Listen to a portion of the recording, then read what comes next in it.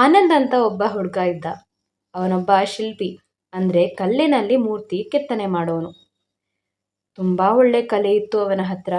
ಆದರೆ ಅವನಿಗೆ ದಿನ ಬೆಳಗ್ಗೆ ಎದ್ದ ತಕ್ಷಣ ಸಮಾಜದಲ್ಲಿ ನಡೆಯೋ ಮೋಸ, ಸುಳ್ಳು, ಜಗಳಗಳನ್ನ ನೋಡಿ ನೋಡಿ ಬದುಕಿನ ಮೇಲೆ ಒಂದು ತರಹದ ಅಸಹ್ಯ ಹುಟ್ಟುಬಿಟ್ಟಿತ್ತು.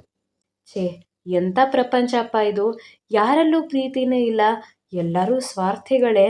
ಈ ಕಲಿಯುಗದಲ್ಲಿ ಬದುಕೋಕ್ಕಿಂತ ನರಕ ಬೇರೆ ಇಲ್ಲ ಅಂತ ಅವನು ದಿನವೂ ಮನಸ್ಸಲ್ಲೇ ಕೊರಗ್ತಾ ಇದ್ದ. ಕೊನೆಗೊಂದು ದಿನ ಬೇಸತ್ತು, ನಾನು ಈ ಪಾಪಿ ಜನರ ಮಧ್ಯೆ ಇರೋದಿಲ್ಲ ಅಂತ ಡಿಸೈಡ್ ಮಾಡಿ ಊರು ಬಿಟ್ಟು ಎಲ್ಲೋ ದೂರ ಇದ್ದ ಒಂದು ಬೆಟ್ಟದ ಮೇಲಿನ ಕತ್ತಲೆ ಗುಹೆಗೆ ಹೋಗಿ ಸೇರ್ಕೊಂಡ. ಹೊರಗಿನ ಪ್ರಪಂಚದ ಯಾವ ಕೆಟ್ಟ ದೃಶ್ಯಗಳನ್ನು ತನ್ನ ಕಣ್ಣಿಗೆ ಬೀಳಬಾರ್ದು ಅಂತ ಗುಹೆಯ ಬಾಗಿಲಿಗೆ ಒಂದು ದೊಡ್ಡ ಕಲ್ಲನ್ನು ಅಡ್ಡ ಇಟ್ಟು ಇಡೀ ಪ್ರಪಂಚದಿಂದ ತನ್ನನ್ನು ತಾನೇ ಕಟ್ ಆಫ್ ಮಾಡಿಕೊಂಡ. ಗುಹೆಯೊಳಗಡೆ ತುಂಬ ಕತ್ತಲೆ ಮತ್ತು ನಿಶಬ್ದ ಆವರಿಸ್ಕೊಂತು. ಆನಂದ್ ಅನ್ಕೊಂಡ, ಇನ್ನೇನಪ್ಪ, ನನಗೆ ನೆಮ್ಮದಿಯಿಂದ ಇರತ್ತೆ, ನೆಮ್ಮದಿಯಾಗಿ ಇಲ್ಲಿರಬಹುದು ಅಂತ ಅನ್ಕೊತಾನೆ. ಆದರೆ ಅಸಲಿ ಆಟ ಆಗ ಶುರುವಾಗಿರುತ್ತೆ. ಅವನು ಕಣ್ಣು ಮುಚ್ಚಿ ಕೂತಾಗ ಹೊರಗಿನ ಸೌಂಡ್ ಏನೋ ನಿಂತು ಹೋಗಿತ್ತು. ಆದರೆ ಅವನ ತಲೆ ಒಳಗಡೆ ಇದ್ದ ಆ ಗದ್ದಲ ಜಾಸ್ತಿ ಆಯಿತು. ತಾನು ಹಿಂದೆ ನೋಡಿದ್ದ ಮೋಸಗಳು, ಯಾರೋ ತನಗೆ ಬೈದಿದ್ದ ಮಾತುಗಳು, ಸಮಾಜದ ಅನ್ಯಾಯದ ನೆನಪುಗಳೇ ಪದೇ ಪದೇ ನೆನಪಿಗೆ ಬಂದು ಅವನ ತಲೆ ಕೆಡಿಸೋ ಹಾಗೆ ಶುರು ಮಾಡಿತ್ತು. ಅವನು ಹೊರಗಿನ ಕಲಿಯುಗದಿಂದ ಓಡಿ ಬಂದಿದ್ದನೇ ಹೊರತು ಆ ಕಲಿಯುಗ ಅವನ ತಲೆಯ ಒಳಗಡೆನೇ ಕೂತಿತ್ತು. ಭಯ, ಕೋಪ, ಆತಂಕದಿಂದ ಅವನಿಗೆ ಉಸಿರಾಡೋಕ್ಕೂ ಕಷ್ಟ ಆಗ್ತಾಯಿತ್ತು. ಅಸಹಾಯಕತೆಯಿಂದ ಕಣ್ಣೀರು ಹಾಕಕ್ಕೆ ಶುರು ಮಾಡಿದ. ಆಗ ಅವನಿಗೆ ಇದ್ದಕ್ಕಿದ್ದಂತೆ ಚಿಕ್ಕ ವಯಸ್ಸಿನಲ್ಲಿ ಅವನ ತಾಯಿ ಹೇಳಿಕೊಟ್ಟ ಒಂದು ಮಾತು ನೆನಪಿಗೆ ಬಂತು. ಮನಸ್ಸು ಕೈ ಕೊಟ್ಟಾಗ ಆ ದೇವರ ನಾಮಸ್ಮರಣೆ ಒಂದೇ ನಮಗೆ ದಾರಿ ತೋರಿಸೋದು ಅಂತ. ಅವನಿಗೆ ದೊಡ್ಡ ದೊಡ್ಡ ಮಂತ್ರಗಳಾಗಲಿ, ಪೂಜೆ ವಿಧಿವಿಧಾನಗಳಾಗಿರಲಿ ಯಾವುದೂ ಗೊತ್ತಿರಲಿಲ್ಲ. ಅವನು ಕಣ್ಣು ಮುಚ್ಚಿ ಕೇವಲ ತನ್ನ ಇಡೀ ಭಕ್ತಿಯನ್ನು ಆ ಹೆಸರಿನ ಮೇಲೆ ಇಟ್ಟು ಗಟ್ಟಿಯಾಗಿ ವಿಠ್ಠಲ ವಿಠ್ಠಲ ವಿಠ್ಠಲ ಅಂತ ನಾಮಸ್ಮರಣೆ ಮಾಡೋಕ್ಕೆ ಶುರು ಮಾಡಿಕೊಂಡ.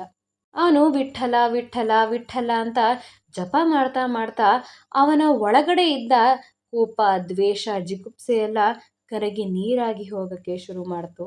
ಅವನ ಇಡೀ ದೇಹ ಹಗುರಾಗಿ ಅನಿಸಿತ್ತು. ಮನಸ್ಸಿನಲ್ಲಿ ಆತಂಕ ಮಾಯವಾಗಿ ಒಂದು ದೈವಿಕ ಶಾಂತಿ ಅವನನ್ನು ಆವರಿಸ್ಕೊಳ್ತು. ಮುಕ್ತಿ ಅಂದರೆ ಎಲ್ಲೋ ಕಾಡಿಗೆ ಹೋಗೋದಲ್ಲ, ನಮ್ಮ ಮನಸ್ಸನ್ನು ಶುದ್ಧವಾಗಿ ಇಟ್ಕೊಂಡು ದೇವರ ನಾಮಸ್ಮರಣೆ ಮಾಡಿಕೊಂಡಿರೋದೇ ನಿಜವಾದ ನೆಮ್ಮದಿ, ಶಾಂತಿ ಅಂತ ಅವನಿಗನ್ನಿಸ್ತು. ಸ್ವಲ್ಪ ದಿನಗಳ ನಂತರ ಆನಂದ್ ಆ ಗುಹೆಯ ಕಲ್ಲನ್ನು ಸರಿಸಿ ಹೊರಗೆ ಬಂದ. ಹೊರಗಿನ ಪ್ರಪಂಚ ಏನೂ ಚೇಂಜ್ ಆಗಿರಲಿಲ್ಲ. ಅಲ್ಲೂ ಅದೇ ಗದ್ದಲ, ಅದೇ ಕಲಿಯುಗದ ಲಕ್ಷಣಗಳಿದ್ವು. ಆದರೆ ಆನಂದ್ ನೋಡೋ ದೃಷ್ಟಿ ಕಂಪ್ಲೀಟ್ ಬದಲಾಗಿತ್ತು. ಅವನಿಗೆ ಈಗ ಯಾರನ್ನೇ ನೋಡಿದ್ರೂ ಕೋಪ ಬರ್ತಿರ್ಲಿಲ್ಲ. ಬದಲಿಗೆ ಎಲ್ಲರ ಮೇಲೂ ಪ್ರೀತಿ, ಕರುಣೆ ಉಂಟಾಗಿತ್ತು. ಕಷ್ಟದಲ್ಲಿದ್ದವರಿಗೆ ತಕ್ಷಣ ಓಡಿ ಹೋಗಿ ಹೆಲ್ಪ್ ಮಾಡೋಣ ಅಂತ ಅವನ ಮನಸ್ಸು ಹೇಳ್ತಾ ಇತ್ತು. ಅವನಿಗೆ ಈಗ ಈ ಕಲಿಯುಗನೇ ಒಂದು ಸುಂದರವಾದ ಕೃತಯುಗ ಅಂತ ಅನ್ನಿಸೋಕ್ಕೆ ಸ್ಟಾರ್ಟ್ ಆಯಿತು. ವೀಕ್ಷಕರೇ, ಈ ಒಂದು ಕಥೆಯಿಂದ ನಾನು ಕಲಿತ ಒಂದು ಜೀವನದ ಪಾಠ ಏನಂದರೆ, ಹೊರಗಿನ ಜಗತ್ತನ್ನು ಬದಲಾಯಿಸೋದು ಕಲಿಯುಗದಲ್ಲಿ ಯಾರಿಗೂ ಸಾಧ್ಯ ಇಲ್ಲ. ಆದರೆ ಭಗವಂತನ ನಾಮಸ್ಮರಣೆಯಿಂದ ನಮ್ಮ ಒಳಗಿನ ದೃಷ್ಟಿ ಬದಲಾದರೆ ನಮ್ಮ ಸುತ್ತಲಿರುವ ನರಕದಂತಹ ಕಲಿಯುಗವು ಪ್ರೀತಿಯ ಕೃತಯುಗ ಆಗತ್ತೆ ಅಂತ ನನ್ನ ಅನಿಸಿಕೆ ವೀಕ್ಷಕರೇ. ಹಾಗಾದರೆ ವೀಕ್ಷಕರೇ, ಈ ವಿಡಿಯೋಯಿಂದ ನೀವೇನು ಕಲಿತ್ರಿ, ನಿಮ್ಮ ಜೀವನದಲ್ಲಿ ಹೇಗೆ ಅಳವಡಿಸ್ಕೊತೀರಾ ಅನ್ನೋದನ್ನು ಕಮೆಂಟ್ ಬಾಕ್ಸಲ್ಲಿ ತಿಳಿಸಿದ್ರೆ ಅದು ಬೇರೆಯವ್ರಿಗೂ ಸಹಾಯ ಆಗತ್ತೆ, ನನಗೂ ಸಹಾಯ ಆಗತ್ತೆ ವೀಕ್ಷಕರೇ. ತಪ್ಪದೆ ನಿಮ್ಮ ಅನಿಸಿಕೆನ ಕಮೆಂಟ್ ಬಾಕ್ಸಲ್ಲಿ ತಿಳಿಸಿ ವೀಕ್ಷಕರೇ. ಇಷ್ಟ ಆಗಿತ್ತು ಇವತ್ತಿನ ಒಂದು ಉಗಾಭೋಗ ವೀಕ್ಷಕರೇ. ಇನ್ನು ಹೆಚ್ಚಿನ ಉಗಾಭೋಗಕ್ಕೆ ನನ್ನ ಚಾನಲ್ನ ಸಬ್ಸ್ಕ್ರೈಬ್ ಮಾಡಿ, ಲೈಕ್ ಮಾಡಿ, ಶೇರ್ ಮಾಡಿ, ಹಾಗೆ ಕಮೆಂಟ್ ಮಾಡಿ ವೀಕ್ಷಕರೇ. ಹರೇ ಶ್ರೀನಿವಾಸ.